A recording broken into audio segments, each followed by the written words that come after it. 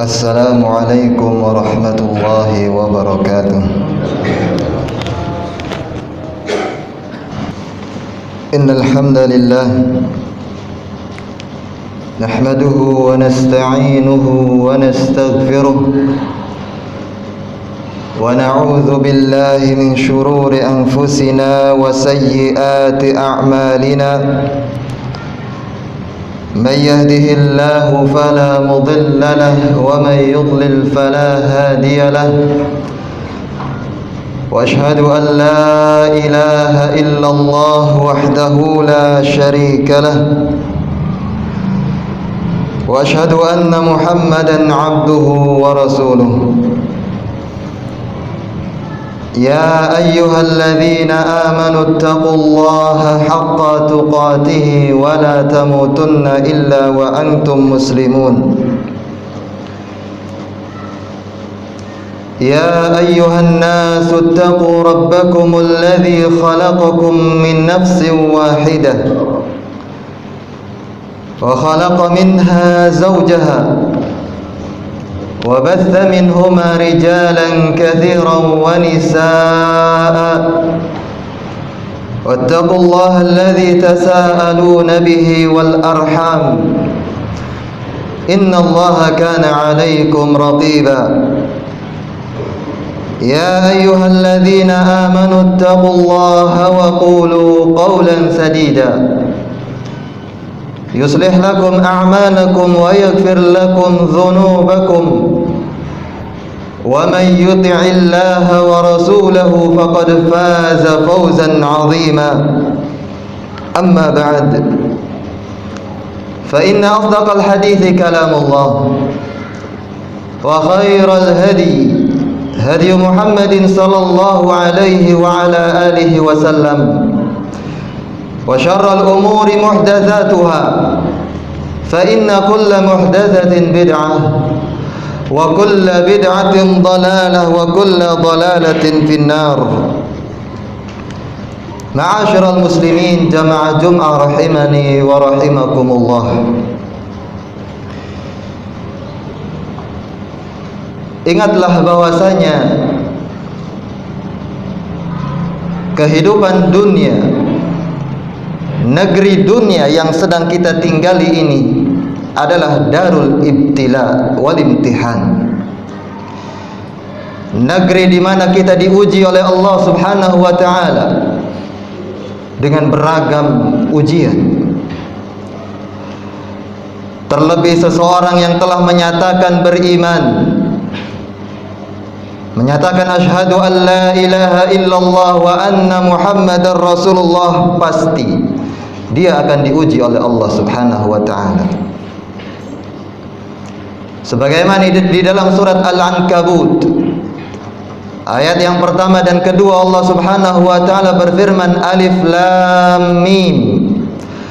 Ahasiban nasu an yutraku an yaqulu amanna wa hum la yuftanun. Walaqad fatanna alladhina min qablihim fala ya'lamanna Allahu alladhina sadaqu wa la ya'lamanna al-kadhibin. Allah Subhanahu wa taala berfirman, Alif Lam Mim. Apakah manusia itu mengira bahwa mereka akan dibiarkan begitu saja setelah menyatakan kami beriman dalam keadaan mereka tidak diuji? Sungguh kami telah menguji orang-orang sebelum mereka agar nampak siapa di antara mereka orang-orang yang jujur dan siapa orang-orang yang dusta. Siapa orang-orang yang benar-benar beriman kepada Allah Subhanahu wa taala, jujur keimanannya, dan siapa orang-orang yang berdusta, munafik, hanya berpura-pura. Akan nampak dengan ujian-ujian yang Allah Subhanahu wa taala berikan kepadanya. Kaum muslimin jemaah Jum'ah rahimani wa rahimakumullah. Di antara ujian yang Allah Subhanahu wa taala berikan kepada umat manusia, terkhusus umat Nabi Muhammad sallallahu alaihi wasallam, adalah ujian harta. Di dalam Al-Quran Allah Subhanahu wa ta'ala menyatakan, innama amwalukum wa auladukum fitnah. Hanyalah harta-harta kalian dan anak-anak kalian itu adalah ujian. Hanya sebagai ujian. Wallahu indahu ajrun azim, dan di sisi Allah Subhanahu wa ta'ala ada pahala yang besar bagi mereka yang lulus dalam ujian-ujian tersebut. Diuji dengan harta, lulus. Diuji dengan anak-anak, lulus, maka dia akan mendapatkan pahala yang besar di sisi Allah Subhanahu wa ta'ala. Juga di dalam hadis Nabi sallallahu alaihi wasallam dari sahabat Ka'ab bin Iyad radhiyallahu taala anhu, beliau mengatakan, sami'tu Rasulullah sallallahu alaihi wasallam, aku mendengar Rasulullah sallallahu alaihi wasallam bersabda, inna likulli ummatin fitnah. Sungguh bagi setiap umat itu ada ujiannya. Wa fitnatu ummati al-mal. Kemudian kata Nabi, dan fitnah dan ujian bagi umatku ini adalah harta. Hadis diriwayatkan oleh Al-Imam At-Tirmidzi dan beliau mengatakan hadisnya hasan sahih. Kaum muslimin jamaah Jumat rahimani wa rahimakumullah. Ini peringatan dari Allah Subhanahu wa ta'ala dan Rasulnya, agar kita berhati-hati, jangan sampai kita tergoda dengan harta, kemudian kita berani meninggalkan kewajiban kita kepada Allah Subhanahu wa ta'ala, kemudian kita berani melanggar keharaman-keharaman Allah Subhanahu wa ta'ala. Karena berapa banyak manusia ketika mereka sudah tergoda dengan harta, berani meninggalkan kewajiban-kewajiban dia kepada Allah. Karena ambisinya terhadap harta, mengejar harta, dia meninggalkan sholat wajib. Datang puasa Ramadan, kewajiban yang Allah wajibkan kepadanya, dia tidak berpuasa karena mengejar harta. Hartanya sudah banyak, datang kewajiban zakat, hartanya sudah mencapai nisab, sudah mencapai haulnya, dia tidak keluarkan zakatnya. Padahal itu kewajiban dari kewajiban-kewajiban yang Allah bebankan kepadanya. Datang kewajiban haji dan umrah, dia pun tidak melaksanakannya karena ambisi dia terhadap harta. Terfitnah, tergoda dengan harta dunia yang fana ini. Demikian pula ada banyak di antara manusia karena ambisinya dalam mengejar harta, berani melanggar keharaman-keharaman Allah Subhanahu wa ta'ala. Tidak peduli dengan cara apa dia mendapatkan harta tersebut, halal ataukah haram, dia enggak peduli. Dia tempuh dengan cara riba, dia tempuh dengan cara menipu orang lain, dia tempuh dengan cara yang diharamkan oleh Allah Subhanahu wa ta'ala. Atau mungkin di antara mereka ada yang mendapatkan harta dengan cara merampas, merampok, mencuri, korupsi dan yang lainnya dari perkara-perkara yang diharamkan oleh Allah Subhanahu wa ta'ala. Berhati-hatilah dari ujian harta, karena sungguh ambisi terhadap harta itu merusak seorang hamba, merusak agamanya.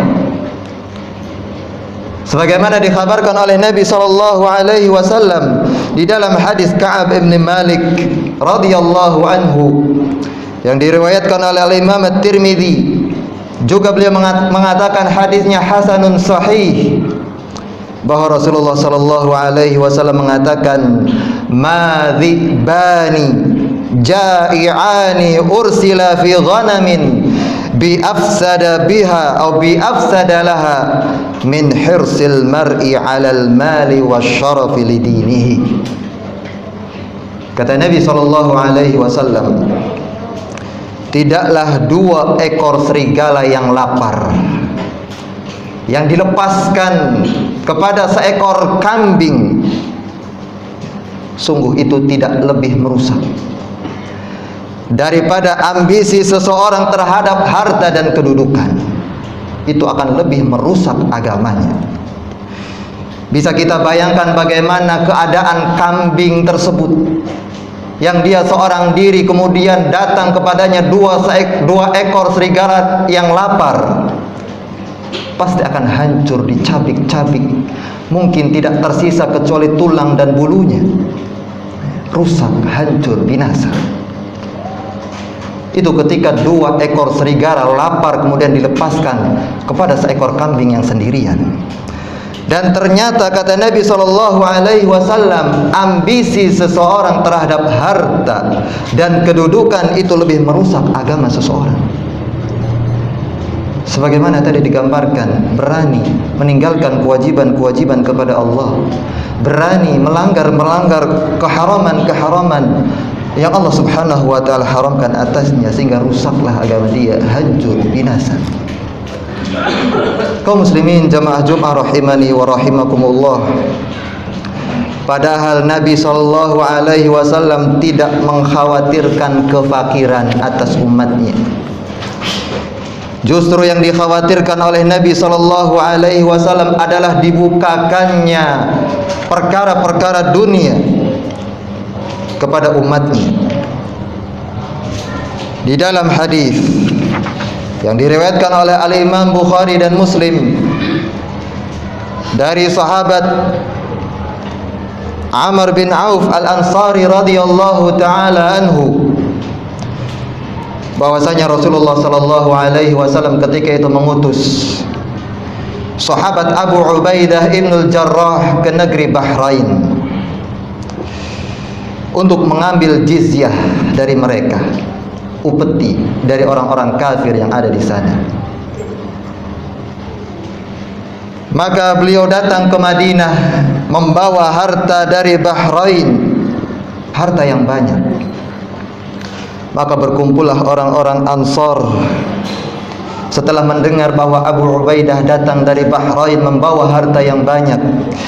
Mereka berkumpul setelah sholat subuh bersama Nabi SAW, dan mereka menampakkan dirinya kepada Nabi SAW berharap mendapatkan harta yang dibawa oleh Abu Ubaidah Ibnul Jarrah.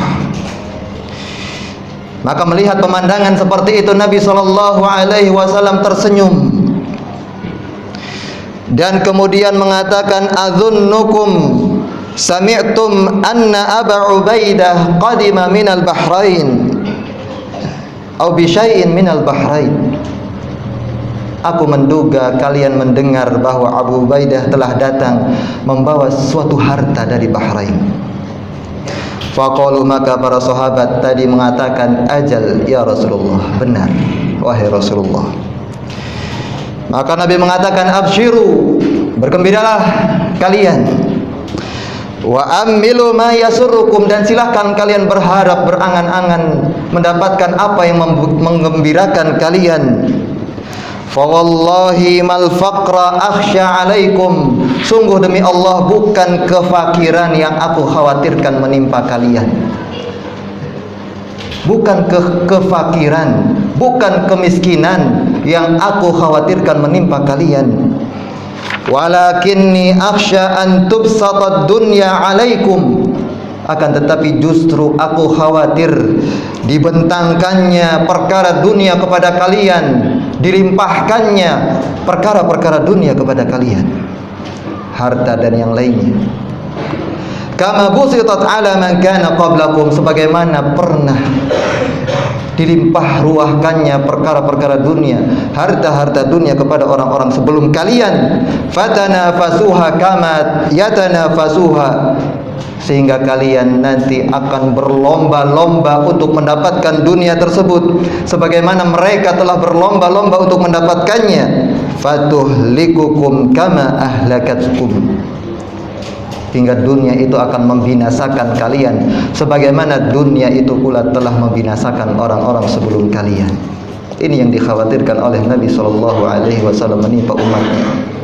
Khawatir umatnya justru berlomba-lomba untuk mendapatkan dunia, tidak peduli dengan cara apapun, menjatuhkan saudaranya, saling sikut, dan yang lainnya saling mendolimi. hingga itu membinasakan mereka. Nas'alullah ta'ala salama wal afiyah. Aqulu qawli hadza wa astaghfirullah li wa lakum wa lisairil muslimin fastaghfiruh innahu huwal ghafurur rahim.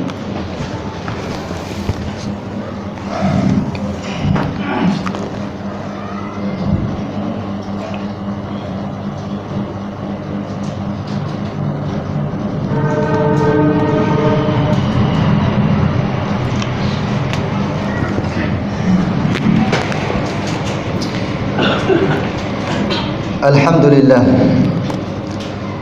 wassalatu wassalamu ala rasulillah wa ala alihi wa sahbihi wa man walah. Amma ba'd.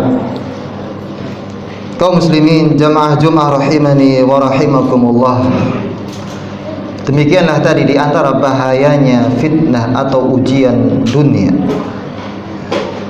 Maka hendaknya kita berusaha dalam mendapatkan dunia ini dengan cara-cara yang halal, yang diridhoi oleh Allah Subhanahu wa ta'ala. Demikian pula kita belanjakan harta yang Allah rizkikan kepada kita untuk perkara-perkara yang halal. Jangan sampai kita mendapatkannya dengan cara yang haram, juga kita belanjakan untuk perkara yang haram, atau minimalnya perkara-perkara yang tidak ada manfaatnya. Karena sungguh harta ini salah satu kenikmatan yang akan dimintai pertanggungjawabannya oleh Allah Subhanahu wa ta'ala. Kaum muslimin jamaah Jum'ah rahimani wa rahimakumullah. Sehingga bukan berarti kemudian kita meninggalkan urusan dunia secara total. Tidak. Allah Subhanahu wa ta'ala menyatakan wabtaghi fima atakallah daral akhirah wala tansa nasibaka minad dunya. Carilah negeri akhirat dengan apa yang Allah berikan kepada kalian dari rezeki, harta dan yang lainnya. Gunakan untuk mencari akhirat. Wala tansa nasibaka minad dunya, dan jangan engkau lupakan bagianmu dari dunia. Artinya kita hidup di dunia butuh kepada perkara-perkara dunia, maka ambillah secukupnya. Selebihnya, bahkan ini yang lebih utama adalah untuk kita meraih akhirat, meraih surga Allah Subhanahu wa ta'ala. Kaum muslimin jamaah Jum'ah rahimani wa rahimakumullah. Jadi harta itu adalah ujian, baik dalam keadaan lebih maupun dalam keadaan kekurangan. Kita mendapatkan kelebihan harta itu adalah ujian. Apakah kita akan menjadi hamba-hamba yang bersyukur kepada Allah Subhanahu wa ta'ala, atau menjadi hamba-hamba yang kufur, tidak mensyukuri nikmat tersebut, menggunakannya dalam perkara yang haram? Atau kita akan menjadi hamba yang bersyukur, mensyukurinya dan menggunakannya dalam perkara-perkara kebaikan? Maka demikian pula sebaliknya, ketika kondisi seseorang dalam keadaan kekurangan harta, itu juga ujian. Apakah dia akan bersabar menerima takdir dan ketetapan Allah Subhanahu wa ta'ala tersebut, ataukah justru dia tidak ridha terhadap takdir Allah Subhanahu wa ta'ala?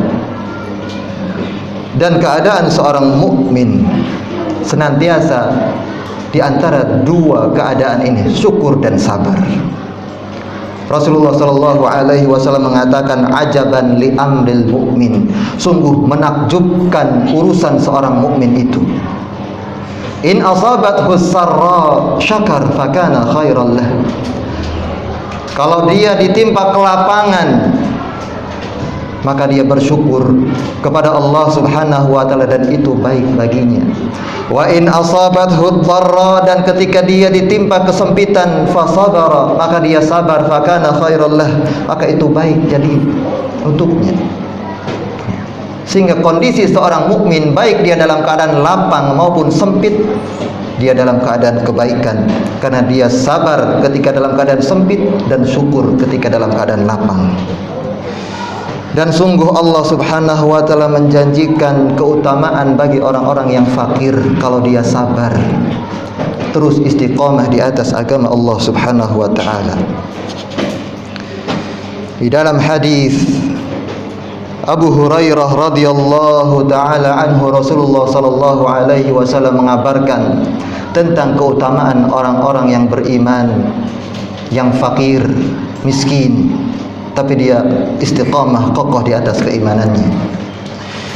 Nabi sallallahu alaihi wasallam mengatakan, yadkhulul fuqara'ul jannah qabla al-aghniya'i bi 500 'am.